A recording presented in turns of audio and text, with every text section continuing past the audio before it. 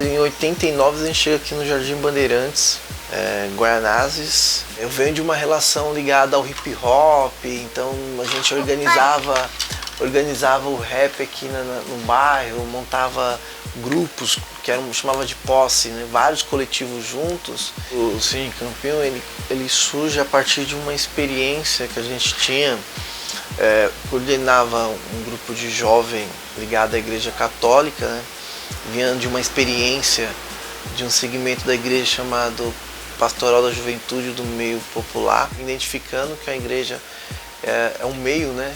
Não é um único espaço, e a gente passou a usar os espaços nossos que a gente tinha. Naquela época eu morava com meus pais, e aí a gente começou para minha casa, e lá a gente assistia filme, trocava uma ideia. Eu nasci no Capão Redondo, e eu moro lá desde quando eu me entendo por gente, então são 24 anos lá. Só que eu trabalhei numa ONG, então eu sou estudado em ONG. Toda a minha trajetória eu estudei muito em ONG. Dentro da ONG eu já era diretor júnior e eu promovia projetos culturais lá dentro. A gente fez o TCC e aí criou um blog para dar vazão às informações que não cabiam no TCC. Então vai trazendo a necessidade de mantê-lo, né? Mas a gente não sabia como, porque cada um trabalhava, né, em outros lugares, já com comunicação, com jornalismo, e o tempo muito restrito. E aí a gente descobre o VAI, que é um edital, né, que contempla aí iniciativas, era por meio da Secretaria da Cultura, mas que permitia várias linguagens, e a gente escreve um projeto para dar vazão ao documentário que a gente fez. Na verdade, o VAI ele deu origem pro coletivo, assim, de fato.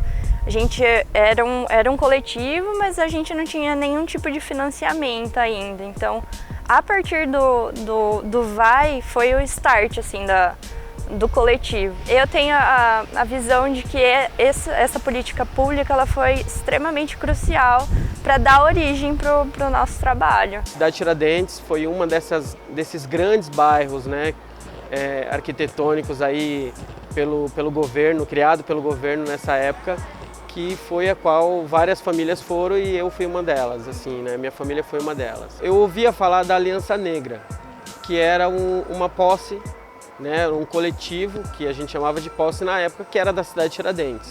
Mas em 94 eu sou convidado, em 93 especificamente, eu sou convidado para entrar em um dos grupos fundadores da Aliança Negra, que é o Fatorético,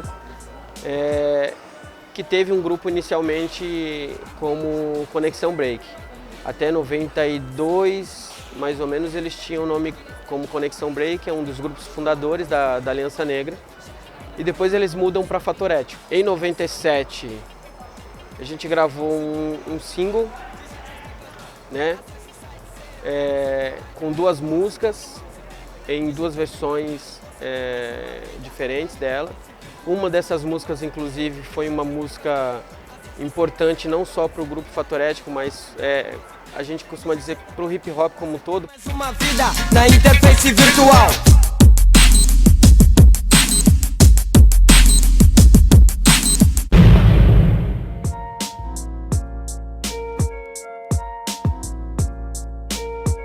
O coletivo está muito à mercê também da cidade.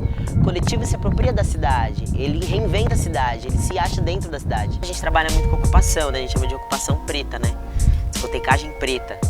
Então, nosso público, geralmente, quem frequenta é um público preto, porque é uma discotecagem preta, e a gente faz ocupação, por exemplo, bares, lugares que a gente é chamado para tocar. Bar Aparelha Luzia também é um lugar que a gente já foi. Então a gente se aproveita desses movimentos quando chama para discotecar e para estar presente.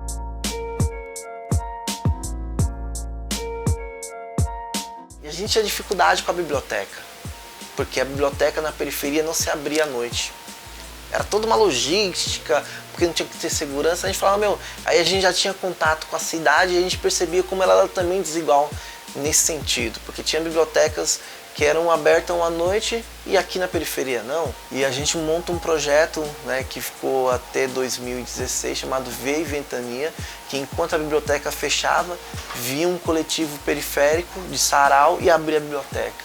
E fazia sarau até 10, 11 horas da noite.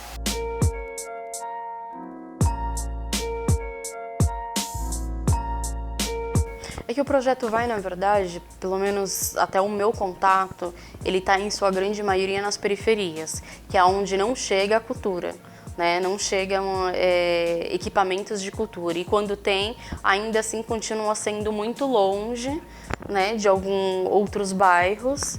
E aí é um único local também, né? Eu acho que a gente precisa pensar numa periferia que ela é extensa, ela é grande e não adianta ter só um único local, né? E quem está mais na periferia? São as pessoas pobres, pretas, negras, né?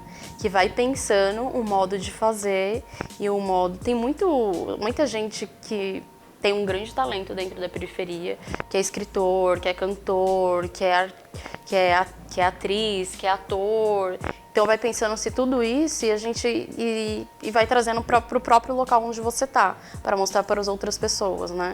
Então eu acho que, pela minha percepção, os desafios mesmo é você conseguir o fomento financeiro disso tudo, entendeu? Porque vontade, fazer, ideias, todo mundo tem e tem muito na periferia, né? Mas você ser valorizado financeiramente para você conseguir executar o seu projeto, que acho que é o grande desafio.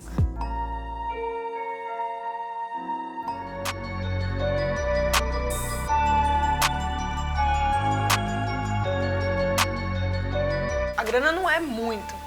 Você pensar no ideal para viabilização, teria que ser mais, né?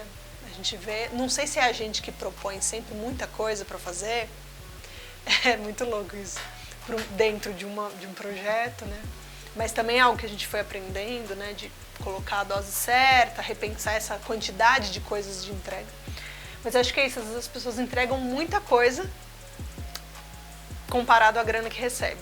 Se a arte ela é importante, a cultura é importante, sobretudo a cultura periférica, se o Estado ele é ausente, ele é um cobertor curto, por que a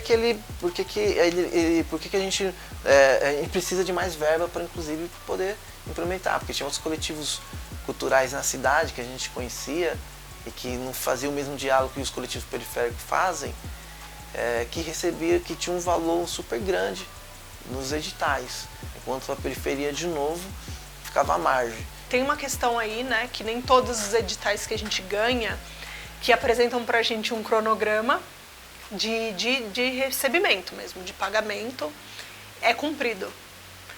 Então, de uns tempos pra cá, principalmente, a gente tem sofrido isso, né? O edital que a gente acaba de ganhar do Vai, que a gente acaba de colocar na rua, né, esse ano, e termina o ano que vem, na metade do ano que vem, ele teve um grande atraso.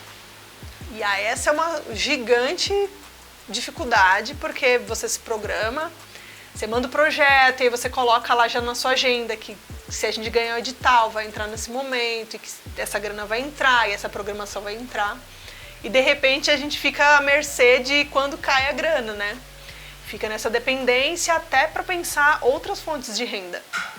Porque quando eu não sei quando vai cair, será que eu corro atrás de outros trabalhos? Ou é arriscado eu colocar muitos trabalhos para fazer e se o Vai cai justamente nesse mês que eu lotei as coisas e eu vou ter que dar conta de fazer.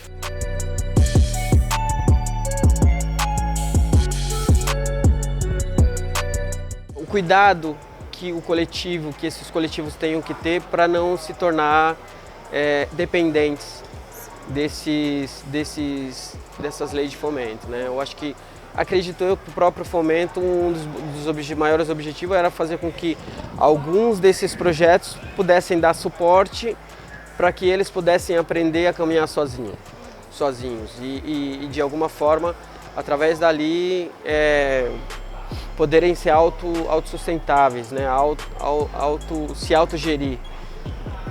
Mas isso também é sempre uma coisa que dá pano para manga para uma discussão, porque fica também numa questão de refletir sobre será que nós não estamos cumprindo aquilo que o Estado deveria cumprir, que é de garantir o acesso à cultura. Como que funciona esse edital para uma pessoa que tem conhecimento da periferia, uma pessoa que tem conhecimento desse edital, mas não tem, de repente, as ferramentas que eu já tenho, porque eu me articulo aqui na USP, junto com esse dote de escrita. Como que funciona isso? Por a gente falar do edital vai é esse, né? Mesmo sabendo que hoje a gente já tem curso de capacitação, na Casa de Cultura eu fiz um, que a Casa de Cultura de Santo Amaro eu cheguei a fazer. A gente enfrentou uma grande dificuldade que era a própria escrita de projeto. Como escrever, como administrar, como fazer uma prestação de conta, porque a gente não estava acostumado a pegar em dinheiro público. Mas a gente sabia que a gente não podia falhar.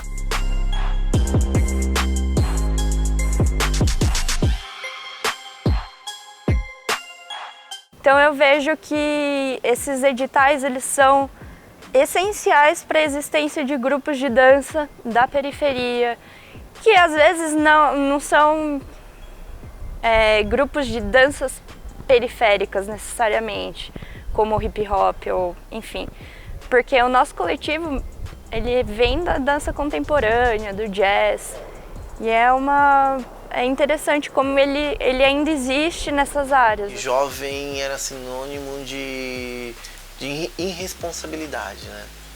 Porque se associavam essa juventude de maneira muito singular, quando ela é plural, juventudes. E aí olha para uma juventude classe média que não tem responsabilidades e vê que a juventude periférica tem esse mesmo comportamento, que não é. A juventude periférica já assume responsabilidade desde cedo, cuidando dos irmãos, administrando recursos em casa, e o VAI soube identificar isso. Eu acho que o VAI ele possibilita várias linguagens, né? Acho que é o edital, um dos editais mais amplos, assim, pensar em contemplar diferentes linguagens, né? Tem alguns que são mais específicos, né? O que o VAI principalmente possibilita é testar, porque é o que a gente fala, né? Quem mora nas periferias, às vezes você não tem o privilégio de testar o negócio com grande risco de dar errado, né?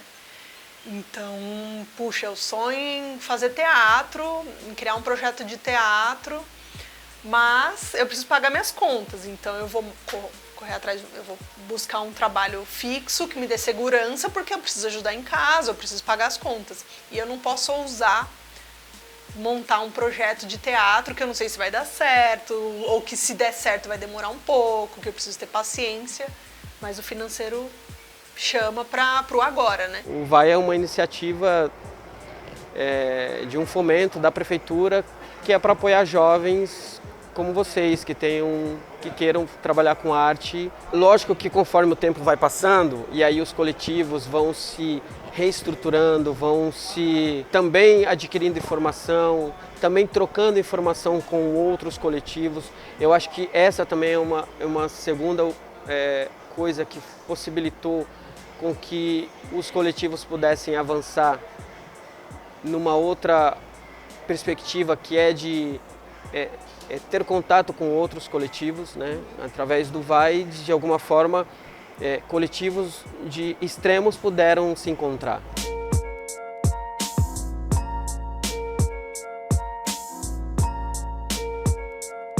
Tem bastante coletivos que vem trazendo, né, o tema da negritude, que vem trazendo em forma de intervenção teatral, em forma de música, em forma de poesia, de escrita. Então a gente traz para a camiseta a figura indígena, a gente traz para os desenhos, para os grafites, a gente traz nas falas, a gente traz para os nossos registros de filme, né, de fotografia, e aí passa a ter essa presença tão forte nas nossas ações. A gente se apresenta enquanto negro, enquanto indígena, a gente se apresenta enquanto periférico, a gente faz questão de dar visibilidade a esse lugar.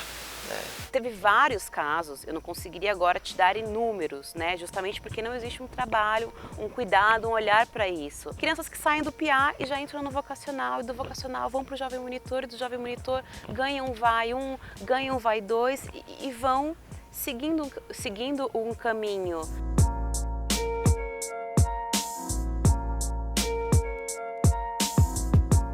E aí o Fomento Periferia era sobretudo para a periferia, porque o VAI ainda você tem uma coisa que qualquer um pode concorrer. Moro em Pinheiros, eu vou concorrer ao VAI. O Fomento Periferia, ele é fruto da participação dos coletivos culturais que acessaram o VAI. Então o VAI foi super importante para não só fortalecer, mas até para fomentar coletivos, né, na cidade. E ao mesmo tempo causou um enxame cultural, né? E junto com isso não foi só, vale lembrar que não só foi só arte pela arte, né? Foi principalmente uma questão muito, uma participação política, de descentralização, de organização e até mesmo de reivindicação. A gente lamenta muito o enfraquecimento desses editais, porque a gente sabe que é uma luta histórica, né? Movimentos importantes, então o fomento às periferias agora, né? Poxa, teve uma luta importante de mobilização social que a gente acompanhou de perto, né? E de, poxa, levantar quais são as demandas, qual a priorização, e vamos escrever o projeto, e vamos né, fazer relações ali para que o negócio caminhasse. E aí daqui a pouco você olha para o VAI, né, que vinha numa levada boa, assim, né, de contemplar projetos, sempre com uma crítica de podia ser mais, comparar a verba que ia para teatro municipal e que vai para vários coletivos fazer um mundo de coisas. A gente sempre trouxe essa provocação. E aí você olha para ele e aí ele passa por um corte, né? Enquanto a gente está apontando que tem que ser mais, que tem que ser outros editais para dar conta de tudo, aí você tem um corte, né? E aí você tem extinção de outros editais, né? E você fala, puxa, agora a gente vai... Em que momento que a gente volta da história para, né, para cobrar, enfim... É muito louco quando a gente está no momento de construir o fomento à periferia, que é um passo a mais do VAI, né, de maturidade das iniciativas para ganhar o fomento, né, de estrutura. Aí a gente tem que também lutar de novo pelo VAI, que lutou lá atrás e é que tem que lutar para manter, né?